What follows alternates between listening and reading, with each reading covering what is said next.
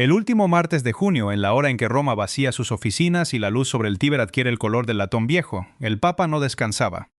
El martes debía ser su día de descanso, la única mañana de la semana reservada de audiencias y citas, el único día en que un pontífice ocupado podía, en teoría, ser simplemente un hombre con sotana blanca sin ningún lugar obligatorio donde estar. Pero León XIV pasó ese día en su escritorio, estampando su firma en una pila de decretos que, al caer la noche, reconfigurarían silenciosamente el sistema nervioso financiero de la institución en funcionamiento continuo más antigua de la Tierra. No hubo conferencias de prensa ni cámaras esperando en la sala regia. La oficina de prensa de la Santa Sede publicó los textos como suele publicar la mayor parte de su documentación, como archivos en un sitio web saturado de títulos en latín y números de artículos. El tipo de material que, a primera vista, parece la acción menos dramática que un papa podría realizar. Y sin embargo, para quien conozca lo que ha sucedido en Roma y lo que casi no sucede décadas atrás, esa firma no fue una simple limpieza administrativa. Fue un veredicto sobre 60 años de historia vaticana escrito no en una homilía, sino en un estatuto, para comprender por qué un conjunto de decretos financieros importa tanto como un cisma o una carta papal. Hay que confrontar una realidad sobre la Iglesia Católica que pocos fuera de ella consideran. El Vaticano no es solo una autoridad espiritual, sino un Estado soberano con tesorería, banco, cartera de bienes raíces y cuerpo diplomático. Durante casi todo el último siglo, las finanzas de ese Estado se gobernaron menos por la ley que por la discreción. Discreción es una palabra amable para describir una cultura en la que un pequeño grupo de hombres dentro de la Secretaría de Estado podía mover sumas enormes de dinero casi sin supervisión externa. Protegidos por la premisa de que cuestionar a los custodios del tesoro de San Pedro era en sí mismo una impertinencia. Esa cultura no produjo un solo escándalo, sino una dinastía de ellos, obligando a cada pontífice sucesivo a decidir cuánto de ese entramado estaba dispuesto a mirar de frente. La raíz de esta discreción se remonta a la época en que el Instituto para las Obras de Religión operaba con un secreto que rivalizaba con los par. Ahisos fiscales. Protegido por su estatus legal ambiguo, sin ser del todo una institución estatal ni un banco privado. Esa opacidad originó en los años 70 y 80 el colapso del Banco Ambrosiano, en el que el Banco Vaticano poseía una participación significativa. El presidente del Ambrosiano, apodado el Banquero de Dios por su cercanía a las finanzas vaticanas, fue hallado colgado bajo el puente de los Blackfriars en Londres, en junio de 1982.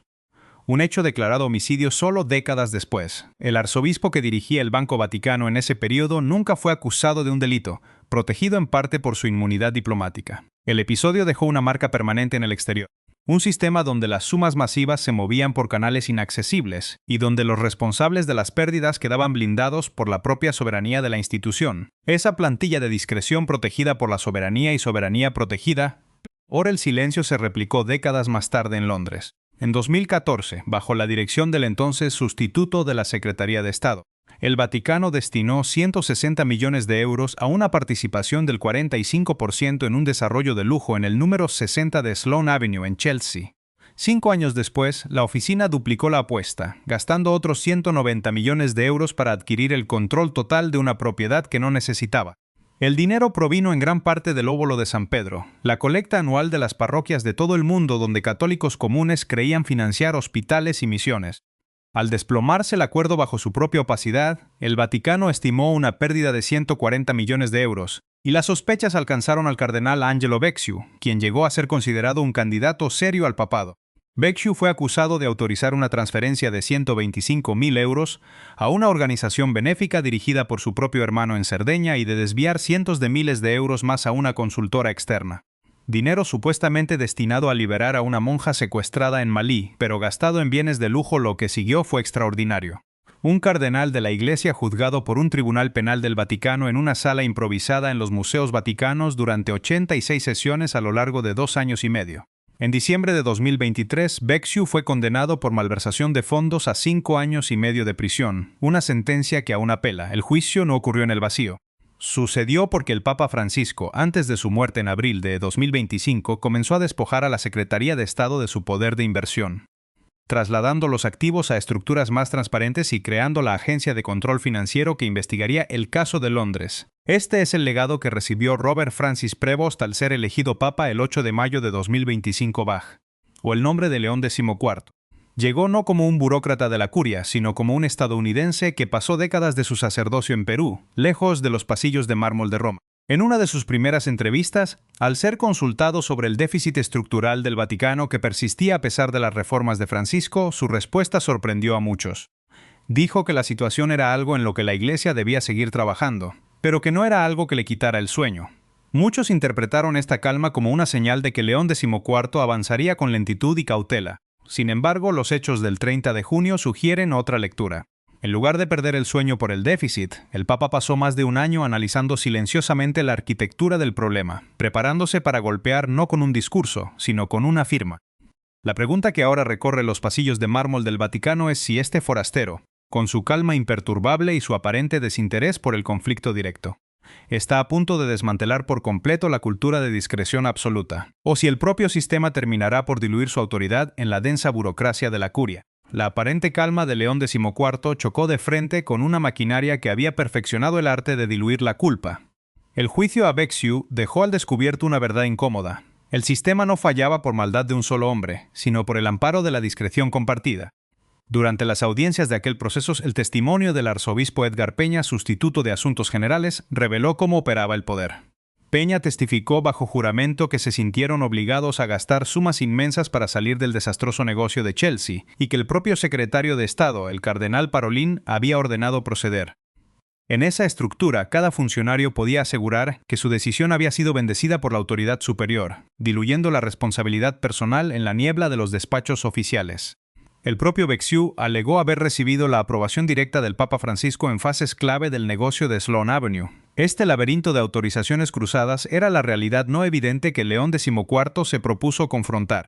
El Papa norteamericano, formado en las misiones de Perú, entendía que la discreción sin límites era un veneno para la credibilidad de la Iglesia. Las consecuencias de esta cultura no eran teóricas, se traducían en un dolor concreto.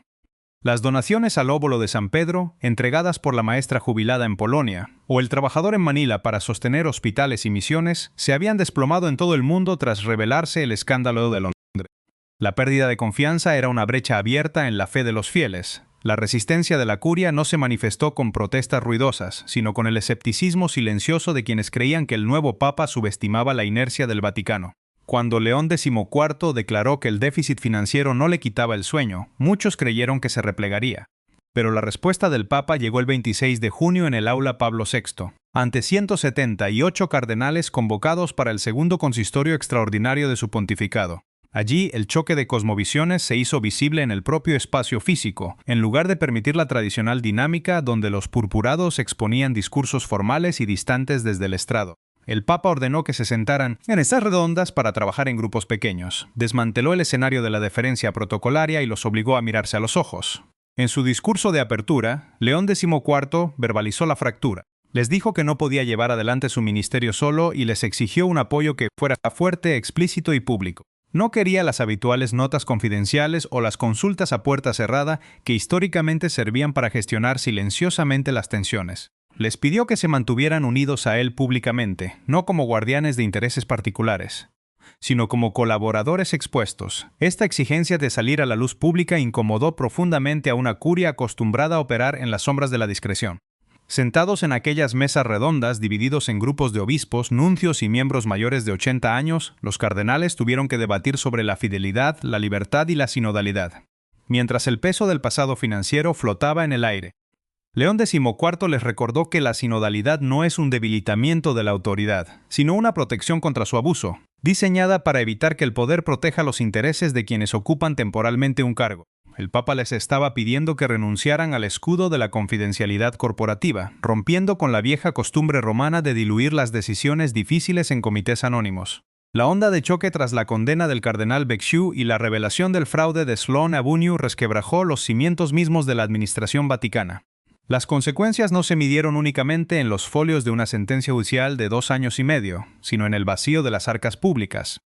Los funcionarios de finanzas de la Santa Sede tuvieron que admitir abiertamente lo que los obispos de todo el mundo ya sabían: las donaciones de los fieles al óbolo de San Pedro habían caído en picado. La confianza de los creyentes comunes, de aquellos que aportaban con sacrificio pensando en el bien común, se había evaporado ante la opacidad del sistema. La realidad interna del Vaticano presentaba un déficit estructural persistente que amenazaba su propia viabilidad. Frente a esta crisis, las líneas de resistencia del viejo orden se replegaron en la inercia burocrática. El sistema vaticano, famoso por su capacidad de asimilar las reformas hasta neutralizarlas, intentó suavizar el impacto. Bajo el pontificado de Francisco, la Autoridad de Supervisión e Información Financiera, conocida como ASIF, se había estructurado con una presidencia y un consejo de administración. En la práctica, esta junta funcionaba como un filtro lento, difuso y protector de la institución. Los críticos dentro y fuera de los muros de la ciudad leonina señalaban que este diseño colegiado permitía diluir las responsabilidades, de modo que cuando estallaba un escándalo, los miembros del consejo siempre podían señalar a otra persona en la sala. El aparato curial apostaba a que el tiempo y la complejidad técnica diluyeran la urgencia del cambio, permitiendo que la discreción volviera a reinar bajo nuevas siglas oficiales, pero León XIV no se dejó arrastrar por la inercia ni por la prisa de los titulares. Con la firmeza de quien ha gobernado diócesis periféricas donde cada recurso es vital, el nuevo pontífice pasó su primer año en el trono de San Pedro analizando meticulosamente los engranajes financieros. Mientras la atención mediática se concentraba en las tensiones doctrinales y en su primera encíclica, el Papa preparaba un golpe de precisión quirúrgica. Su respuesta no fue un discurso airado, sino un documento de 12 artículos que desmantelaba de raíz la resistencia estructural de la vieja guardia a través de este nuevo estatuto. León XIV eliminó por completo el Consejo de Administración de la ASIF. En su lugar, concentró la autoridad y la rendición de cuentas en solo 2 personas, un director y un subdirector, nombrados directamente por él para un mandato de 5 años. Ya no habría comités tras los cuales esconderse. El nuevo estatuto dotó a la agencia de poderes sin precedentes dentro del territorio vaticano, otorgándole el control absoluto sobre la supervisión del lavado de dinero, la financiación del terrorismo y la proliferación de armas, además de la supervisión prudencial de cualquier entidad que realizara actividades financieras dentro del Estado soberano, para cerrar las lagunas que durante décadas protegieron al Instituto para las Obras de Religión. El Papa expandió la jurisdicción de la ASIF para arbitrar disputas entre los usuarios comunes y el Banco Vaticano, una facultad que antes se limitaba a los sistemas de pago y que ahora cubría la totalidad de los servicios financieros. Además, determinó que los informes anuales de la agencia debían ser aprobados por el Consejo de la Economía. Creando un doble filtro de control institucional, la tensión institucional alcanzó su punto de máxima ebullición en los últimos días de junio de 2026. Mientras la prensa internacional se consumía en los titulares sobre la ruptura inminente con la Sociedad de San Pío X y las consagraciones de Econ previstas para el 1 de julio, en el interior de la curia se libraba la verdadera batalla por el control del dinero. El Papa se encontraba en la víspera de firmar el decreto, desafiando abiertamente a quienes confiaban en que la tormenta del cisma le obligaría a posponer la reforma financiera. Con la curia conteniendo el aliento y los viejos centros de poder asediados por la inminente pérdida de su discreción secular, León XIV se disponía a dar el paso público decisivo, transformando su día de descanso en el inicio de una nueva era de rendición de cuentas. El silencio que siguió a la firma del decreto del 30 de junio de 2026 no fue el de la inacción, sino el del desconcierto absoluto de una maquinaria que vio caer su última línea de defensa. León XIV no convocó a los medios ni pronunció una homilía solemne desde el balcón de la Basílica de San Pedro. Su manifiesto de cambio irreversible fue un documento técnico de 12 artículos, redactado en la sobriedad del latín y los números de artículo, publicado silenciosamente en la página web oficial de la Santa Sede. El Papa norteamericano prefirió la frialdad de la ley escrita para desmantelar un siglo de privilegios y discrecionalidad no fiscalizada, arrebatando de golpe las máscaras de la respetabilidad corporativa detrás de las cuales se escudaban los antiguos administradores de las finanzas vaticanas. La acción del Papa alteró la atmósfera de la curia al instaurar un principio inquebrantable de responsabilidad personal, donde antes existía una junta directiva difusa, un comité anónimo que diluía las culpas y permitía que decisiones desastrosas de cientos de millones de euros en Chelsea se justificaran bajo el pretexto de haber sido revisadas por la jerarquía superior.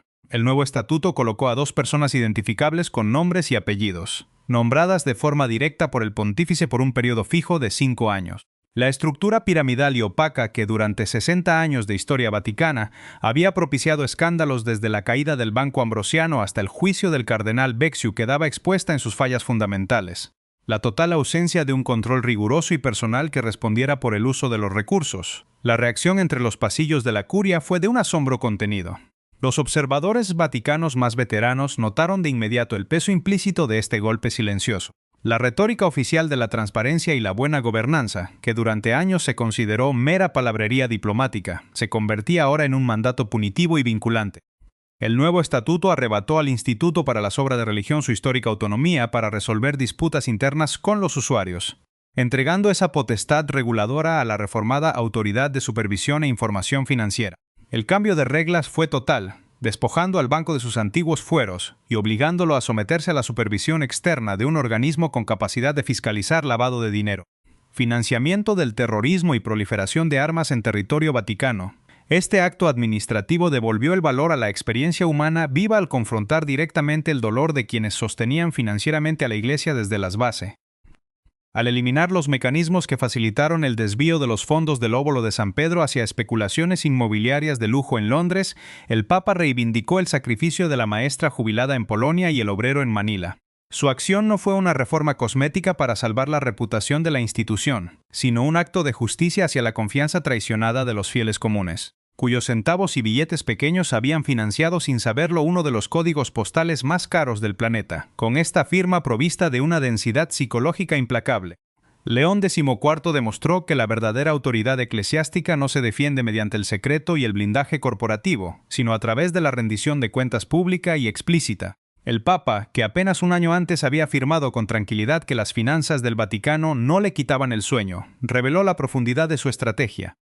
Un minucioso estudio de la maquinaria del poder que culminó en una acción silenciosa pero devastadora para el antiguo régimen, reescribiendo de forma definitiva las reglas del juego financiero en el corazón de la Iglesia. Las consecuencias a largo plazo de aquella firma del martes por la tarde no se medirán en la velocidad de un ciclo de noticias, sino en la lenta reconstrucción de la confianza. El Vaticano es una maquinaria que se mueve al paso de los siglos y las heridas de décadas de discrecionalidad sin control no desaparecen con un solo decreto. La caída de las donaciones del óbolo de San Pedro, admitida abiertamente por los oficiales de finanzas tras el escándalo de Chelsea, representó una brecha profunda entre la cúpula de la Iglesia y sus bases. La restauración de esa fe perdida no se logra con una disculpa pública o una sentencia judicial espectacular, sino a través de la aburrida regularidad de las auditorías que nadie cubre y de los informes anuales entregados al Consejo de la Economía que nunca se convertirán en titulares de prensa a nivel local. Allí donde la Iglesia se sostiene sobre la devoción de personas comunes, la reforma de León XIV busca devolver el sentido de justicia a la ofrenda. Para el trabajador en Manila que deposita sus pocas monedas en la canasta, creyendo que aliviará el dolor de un enfermo en un hospital lejano, o para la maestra jubilada en el ámbito rural de Polonia que entrega lo que puede prescindir porque confía en la palabra de sus pastores, las nuevas reglas representan un silencioso escudo. Sus pequeños sacrificios ya no se perderán en las especulaciones inmobiliarias de un código postal de lujo en Londres, porque ahora existe una estructura estrecha, expuesta y difícil de ocultar, bajo la vigilancia de dos funcionarios que deben responder directamente por cada centavo que se mueva dentro de las murallas vaticanas. Esta transformación práctica se reflejó también en la gestión del poder dentro de la propia curia. León XIV no optó por purgar las oficinas ni por colocar a sus propios leales de manera apresurada. En el Dicasterio para el Servicio del Desarrollo Humano Integral promovió el liderazgo establecido por su predecesor, elevando a la religiosa Alessandra Smarilli al cargo de prefecta junto al cardenal Fabio Baggio como proprefecto. Esta decisión de dar continuidad a la presencia de mujeres en puestos de alta dirección revela a un pontífice más interesado en fortalecer las instituciones que en construir facciones personales. Es un patrón de ajuste meticuloso que prefiere la solidez del sistema sobre la espectacularidad del líder, la historia de esta reforma financiera. Iniciada bajo la presión de un escándalo que llevó a la condena de un cardenal y continuada con la paciencia de un administrador parroquial, nos devuelve finalmente al punto de partida. En el fondo, León XIV ha hecho una apuesta silenciosa con su pontificado, la convicción de que la credibilidad de la Iglesia no se recupera con gestos grandiosos diseñados para la televisión, sino que se reconstruye pacientemente en la arquitectura poco glamorosa de quién responde ante quién y qué sucede cuando alguien se siente tentado a mover dinero sin testigos. Mientras el mundo se concentraba en las tormentas mediáticas de los cismas y las disputas doctrinales, el Papa prefirió pasar su día de descanso apretando los pernos de una estructura administrativa que sobrevivirá a su propio nombre al final. El éxito de esta discreta revolución radica en que no ocurra nada dramático. Su victoria será la ausencia de nuevos juicios penales de 86 sesiones, el silencio de los escándalos que nunca llegaron a desarrollarse porque alguien estuvo observando desde el primer momento, cuando la luz sobre el Tíber vuelva a adquirir el color del latón viejo en otro atardecer romano. El valor de la misión de la Iglesia seguirá dependiendo de esa confianza invisible que une el despacho papal con la ofrenda humilde de una parroquia lejana. Un lazo que ahora se resguarda en el rigor de 12 artículos firmados en una tarde cualquiera de verano.